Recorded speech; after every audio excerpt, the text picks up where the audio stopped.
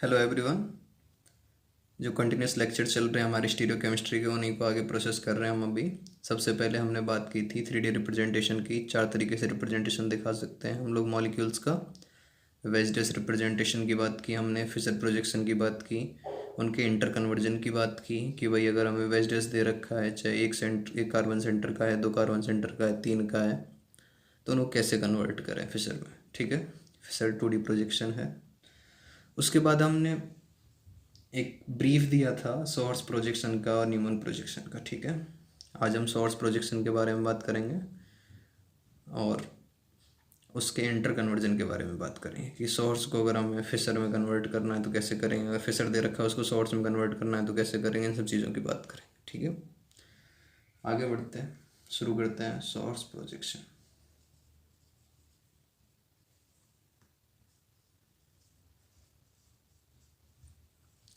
Source projection, ठीक है।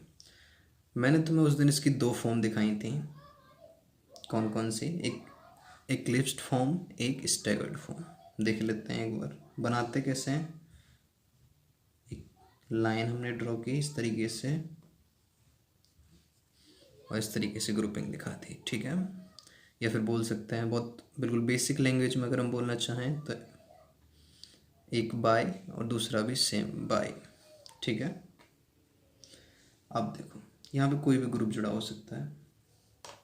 ये ए है, ये बी है, ये सी है, ये डी है, ये ई है, ये एफ। ठीक है, ये है कैसे? ये एक बाई है, ये कनेक्टेड है आगे, ये दूसरी बाई से कुछ इस तरीके से कनेक्टेड है। ठीक है, समझ में आ रही है बात? आगे प्रोसेस करते हैं। अब देखो इनको बोलते क्या है कि एक जो इस तरीके से मैंने रिप्रेजेंट किया है एक साइड में ए बी सी।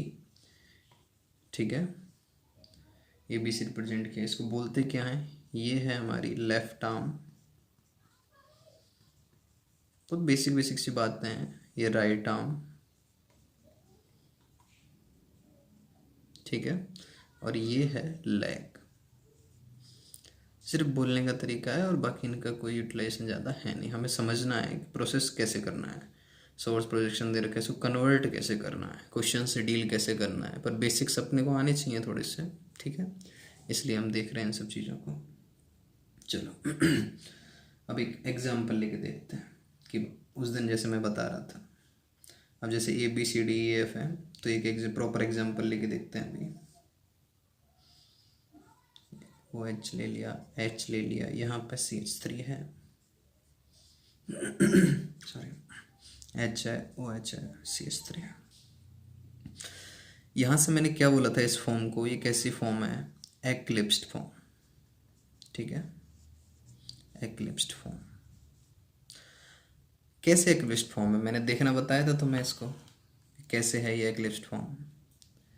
बड़ा सिंपल सा तरीका है, देखने की कोशिश करो। ये मॉलिक्यूल है, ठीक है, ये एच ओ एच है ये, ठीक है, इनके जस्ट पीछे ये बाद वाले एच ओ एच है। ठीक है, इसको अगर मैं यूँ लेके आऊँ तो पूरा क्या दिखेगा मेरे को? ये H O H C H three, इधर O H H C H three, कुछ इस तरीके से दिखेंगे एक दूसरे के जस्ट पीछे। ठीक है, और न्यूमैन में और ज़्यादा अच्छी तरीके से विजुलाइज हो जाएगी ये चीज़, न्यूमैन प्रोजेक्शन दिखेंगे। तो हम अभी बात करने जा रहे हैं इसका कि भाई ये है सोर्स प्रोजेक्शन। ठीक है, इसकी ये फॉर्म कौन सी है? एक्लिप्स्ड फॉर्म है। ठीक है, अगर इसी की स्टेगर्ड फॉर्म बनानी हो मैं, तो स्टेगर्ड फॉर्म कैसे बनाएंगे? मैंने तुम्हें बताया था उस दिन भी कि स्टेगर्ड फॉर्म के लिए क्या किया था हमने। ये जो सिंगल बॉन्ड है, सिंगल बॉन्ड के अराउंड रोटेशन पॉसिबल है अगर मैं इसको 180 डिग्री रोटेट कर दूँ। ठीक है, अगर मैं इसको 180 डिग्री रोटेट करता हूँ तो होगा क्या? बेसिकली देखो, ये जो सी एच थ्री है, अगर मैंने 180 डिग्री रोटेट किया इसको, तो मैंने उस दिन भी बताया था तुम्हें, एच है, ओ एच है, C H three first carbon ऐसा कैसा है, इसका 180 डिग्री रोटेशन अगर मैंने किया है तो देखो ये सी एच थ्री जो है ये 180 के बाद में यहाँ कहीं होगा, ये एच भी 180 के बाद में यहाँ कहीं होगा, ये ओ एच यहाँ कहीं होगा। समझ में आ रही है बात? उसी तरीके से मैंने यहाँ दिखा दिया है बस इनको। यहाँ पे सी एच थ्री पहुँच चुका है, यहाँ पे एच पहुँच चुका है, और यहाँ पे ओ एच पहुँच चुका है। ठीक है, ये कौन सी फॉर्म है? स्टैगर्ड फॉर्म है, स्टैगर्ड फॉर्म। ठीक है, अब देखो, अब बात करेंगे हम कि भाई सावर्स प्रोजेक्शन दे रखा है हमें और हमें इसको कन्वर्ट करना है किसमें, फिशर प्रोजेक्शन में। तो फिशर प्रोजेक्शन है क्या, सिंपल, कोई भी लाइट ऑब्जेक्ट लिया या फिर हम जिधर से ऑब्जर्व कर रहे हैं उधर से हमें देख के और इसका प्रोजेक्शन ले लेना है, ठीक है। बड़ा सिंपल सा कॉन्सेप्ट है। अब देखो, कोई एक एग्जांपल लेके कोशिश करते हैं। ये अभी जो एग्जांपल लिया था उसी को ले लेते हैं, ठीक है। क्या लिया था अभी हमने, यहाँ पे OH है, यहाँ पे H है, यहाँ पे CH3 है, यहाँ पे H है, यहाँ पे OH है, यहाँ पे CH3 है। तो देखो, अगर मैं इसको प्रोजेक्ट करने की कोशिश कर रहा हूँ, मैं यहाँ प्रोजेक्शन लेने की कोशिश कर रहा हूँ, मैं इसको देख रहा हूँ ऊपर से, तो देखने की कोशिश करो एक बार, बताओ क्या दिखेगा मेरे को। अगर मैं इनके रिप्रेजेंटेशन बनाने की कोशिश करूँ, इनका प्रोजेक्शन लेने की कोशिश करूँ 2D में, तो क्या दिखेगा। देखो ध्यान से देखना कि मैंने यहाँ पे टॉर्च जलाई अगर ऊपर, तो क्या ऑब्जर्व होगा, यहाँ पे एक पॉइंट ऑब्जर्व हो रहा होगा मेरे को। ये किसके लिए, OH के लिए। ध्यान से देखना, ऊपर मैं टॉर्च जला रहा हूँ, मैं इन मॉलिक्यूल्स को, मैं ये जो ग्रुप जुड़े हुए हैं इनको दिखाने की कोशिश कर, यहाँ टॉर्च जलाई, यहाँ OH दिखेगा, यहाँ कहीं पे H दिख रहा होगा, ये क्या दिख रहा है, OH दिख रहा है, यहाँ कहीं पे H दिख रहा है, ठीक है। समझ में आ रही है बात। फिर मैं बताऊंगा इसका बहुत सिंपल तरीका क्या है। और फिर उसके बाद में कहाँ दिखेगा, यहाँ पे कहीं CH3 दिख रहा होगा, ठीक है। मैं यहाँ पे इस पॉइंट से, ये जो लाइन दिख रही है, मैं यहाँ पे ऊपर से यहाँ पे टॉर्च जला रहा हूँ, ठीक है। यहाँ पे ऊपर से टॉर्च जला के देखने की कोशिश कर रहा हूँ कि इनका प्रोजेक्शन कहाँ बन रही है, ठीक है। इनकी इमेज कहाँ पे दिख रही है, ये डॉटेड दिख कहाँ पे रहे हैं, ठीक है। कुछ इस तरीके से दिख रहे होंगे। इस नीचे वाले ग्रुप को देखा तो क्या दिखेगा, यहाँ पे H दिख रहा होगा मेरे को, यहाँ पे OH दिख रहा होगा, और सेम नीचे कहीं यहाँ पे CH3 दिख रहा होगा। मैंने वो कनेक्ट करूँ अगर, कि अगर ये जिस कार्बन से कनेक्टेड है, जैसे ये कार्बन है, ये कार्बन, ये अगर C1 है, ये C2 है, तो इनको कनेक्टेड अगर मैं दिखाऊं, तो ये अगर C1 है तो ये इस तरीके से कनेक्टेड है, और ये अगर कार्बन C2 है तो ये इस तरीके से कनेक्टेड है, और ये आपस में इस लाइन के थ्रू ऐसे कनेक्टेड है। समझ में आया क्या किया हमने। बड़ा सिंपल सा प्रोजेक्शन लिया है बस, और कुछ नहीं। ऊपर से कोई ऑब्जेक्ट या कोई लाइट ऑब्जेक्ट मैंने जलाया, कुछ भी टॉर्च ले लिया, कुछ भी ले लें अगर हम, तो इस तरीके से कन्वर्ट हुआ है। और बेसिकली इसका बड़ा सिंपल सा तरीका मैं अगर दिखाना चाहूँ तो हमने किया क्या है, हमने किया कुछ नहीं है कि जो ये CH3 है और ये दूसरा CH3 है, अगर मैं इसको पकड़ के स्ट्रेच करूँ, यही तो किया है, पकड़ के ही तो स्ट्रेच किया है इसको, और बचा कुचा जो पूरी स्ट्रक्चर है उसको मैं इसी प्लेन में दबा दूँ, इसमें दबा दूँ। ध्यान से देखो, मैं इस कार्बन को अगर दबाया, यहीं पे क्या बन गया, HOH, इसको दबाया OH, बड़ा सिंपल सा तरीका है, ठीक है। कुछ और एग्जांपल लेके देखने की कोशिश कर रहे हैं, मैं बता रहा हूँ अभी। देखो बहुत सिंपल सा तरीका है, कैसे देखें। ये तो है हमने एक्चुअल में आया कैसे, प्रोजेक्शन लेके तो मैंने ऐसे दिखाया, और दूसरा तरीका क्या बताया मैंने कि इसको मॉलिक्यूल को इसी प्लेन में दबा दो, सिंपल, ठीक है। क्या करना है, इस मॉलिक्यूल को इस प्लेन में दबा देना है, बड़ा सिंपल सा तरीका है।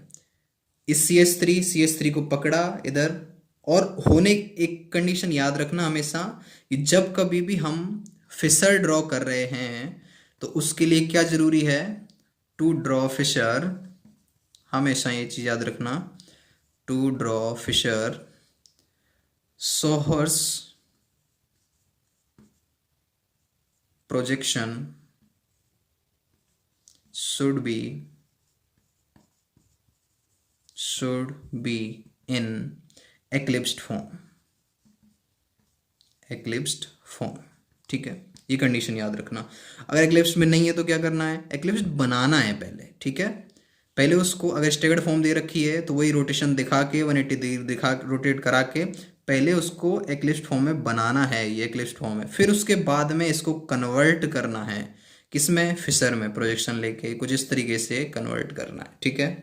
कोई और एग्जाम्पल लेके कोशिश करते हैं, अभी एक दो और एग्जाम्पल समझने की कोशिश करते हैं।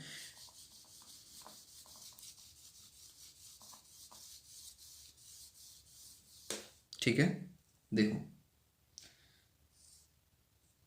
कि जैसे Br है, H है, CH3 है, Br है, H है, और यहाँ पे CH3 है, ठीक है। क्या करेंगे, दो तरीके प्रोजेक्शन लेके भी बताया था, अभी दूसरा तरीका ध्यान कर लो, क्वेश्चन करने में आसानी रहती है। CH3 पकड़ा सीधा, यहाँ पे CH3, यहाँ पे CH3, और बच्चा कुचा जो उसको उसी प्लेन में दबा दिया, इसको यहाँ पे ऐसे दबाया, इसी प्लेन में दबाया, तो Br इधर, H इधर, ऐसे प्रेस हो गए, सेम ऐसे बी आर एच, ये बी आर, ये एच, बड़ा सिंपल सा तरीका है, ठीक है।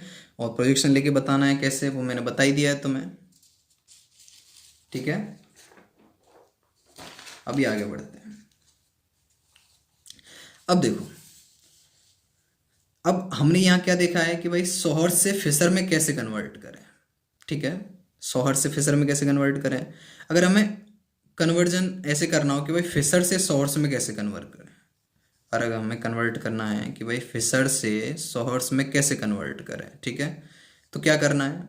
जैसे यही एग्जांपल अगर मैं ले लूँ, या फिर दूसरा एग्जांपल ले लेता हूँ, चलो, या कोई दूसरा एग्जांपल ले लिया हमने कि फिसर प्रोजेक्शन दे रखा है हमें, P H H B R H P H, ठीक है। इसको कन्वर्ट करना है सोर्स प्रोजेक्शन में, तो कैसे करेंगे। बड़ा सिंपल सा तरीका है। जैसे इसको ऐसे देखो, हमने इसको बनाया कैसे था, ये है क्या, प्रोजेक्शन ही तो है। तो कैसे बनाया है, ये क्या है हमारा, ये नीचे वाला जो है ये है क्या, बी आर एच और पी एच है क्या, ये फर्स्ट कार्बन ही तो है, इस एक सीधी बाई तो है। कि अगर मैं सोर्स में दिखाना चाहूँ, एक सीधी बाई है ना ये बी आर है, ये ऐसे ही तो हमने इसको प्रेस कर दिया था बस इसी प्लेन में, ये पी एच है, बड़ा सिंपल सा तरीका, ऐसे ही तो प्रेस कर दिया था। और ये बाद वाली क्या है, ये इस तरीके से दूसरी बाई है कि ये एच है, ये बी आर है, ये पी एच है, बड़ा सिंपल सा तरीका है, ठीक है। कि भाई जैसे इसको यहाँ तक पहुँचे थे वैसे ही हम स्टार्टिंग पॉइंट पे आ गए। ये बड़ा सिंपल सा तरीका, हम ऐसे कर सकते हैं इस चीज़ को, ठीक है। यहाँ पे हमने बात कर ली कि भाई सोर्स प्रोजेक्शन को हम कैसे कन्वर्ट करें फिशर में, और फिशर को कैसे कन्वर्ट करें सोर्स में, ठीक है। और उसकी स्टैगर्ड फॉर्म के बारे में भी हमने हल्का सा आइडिया लिया। अब आगे बढ़ते हैं न्यूमैन प्रोजेक्शन की तरफ, ठीक है। न्यूमैन प्रोजेक्शन के बारे में भी मैंने बताया था हल्का सा, कि उसकी भी दो फॉर्म के बारे में कमेंट किया था, दो, और भी कई सारी फॉर्म होती हैं, उन्हें अभी देखेंगे हम। दो फॉर्म के बारे में हमने देखा था अभी, अभी देखते हैं न्यूमैन प्रोजेक्शन।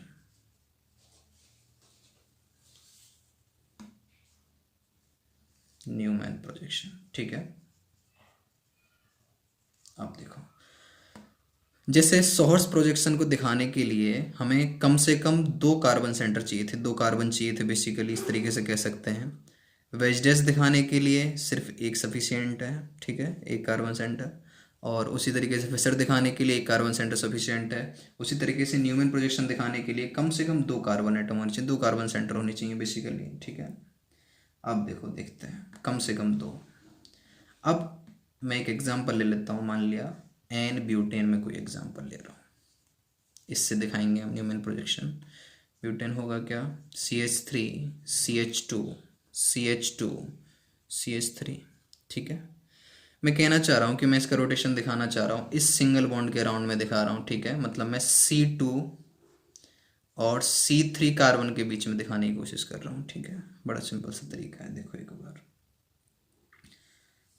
तो मैंने बताया था कि ये क्या है, फ्रंट कार्बन है, और वो क्या है, रियर कार्बन या बैक कार्बन, ठीक है। तो देखो, जैसे C2 है, इसकी कनेक्टिविटी देखो क्या है, एक H है, दूसरा भी H है, और तीसरा CH3 है। मतलब ये जो कार्बन है C2 कार्बन मैंने यहाँ पे दिखाया, ये C2 कार्बन है, ठीक है। C2 कार्बन है ये। इस C2 कार्बन में क्या है, एक H है, दूसरा भी H है, और तीसरा CH3 है, ठीक है। ये क्या है, C3 कार्बन है, इसकी भी कनेक्टिविटी कैसे है, ये इससे जुड़ा हुआ है, ये फ्रंट कार्बन है, ये बाहर की तरफ है, ऑब्जर्वर की तरफ है, ठीक है। और इसको बैक कार्बन या रियर कार्बन बोल रहे हैं हम C3 को, ये दूसरी साइड में है, ठीक है। और इसके जस्ट पीछे ही है, तो इसके बॉन्ड अगर हमें दिखेंगे कैसे दिखेंगे, इस कार्बन के ऊपर क्या है, एक H है, दूसरा भी H है, और एक है CH3, तो ये भी इस तरीके से है, ठीक है। तो ऐसी वाली फॉर्म को जहाँ पे बॉन्ड पेयर के ऊपर हैं, और जो ग्रुप हैं एग्जैक्ट एक दूसरे के ऊपर हैं, ठीक है। इस फॉर्म को मैंने क्या नाम दिया था लास्ट क्लास में एक्लिप्स्ड फॉर्म, ठीक है, एक्लिप्स्ड फॉर्म, ठीक है।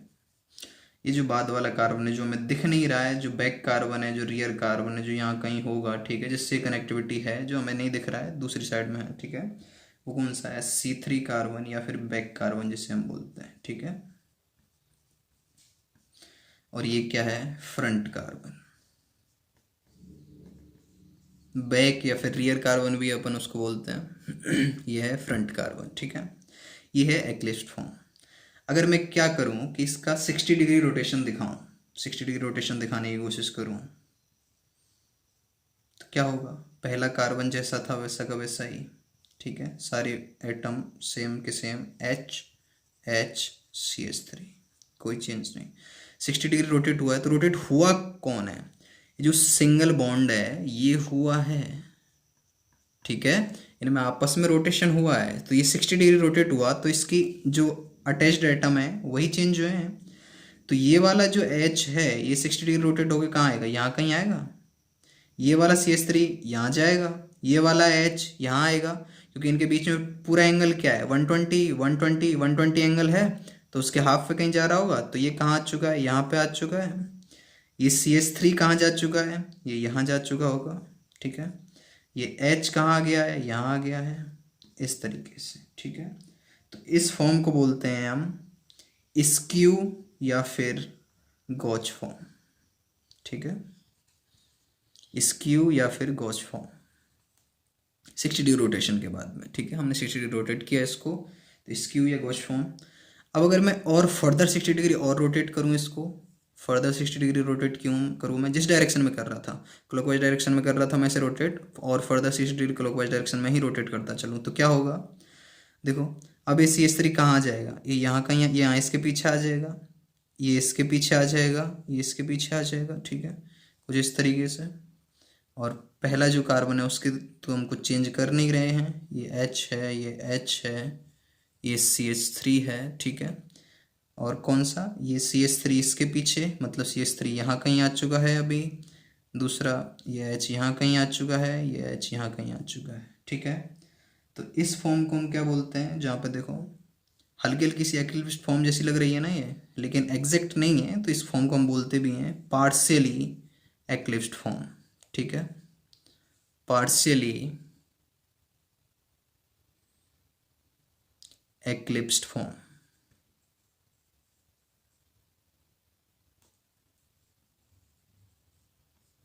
ठीक है। इस फॉर्म को हम क्या बोल रहे हैं?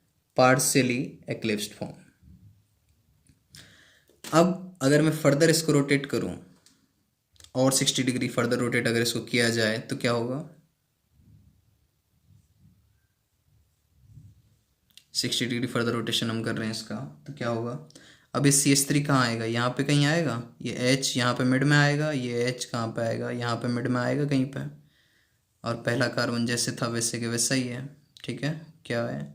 HHCH3, ठीक है, ये CH3 है, और CH3 यहाँ पे आ चुका है, ये H यहाँ पे है, और दूसरा H यहाँ पे है।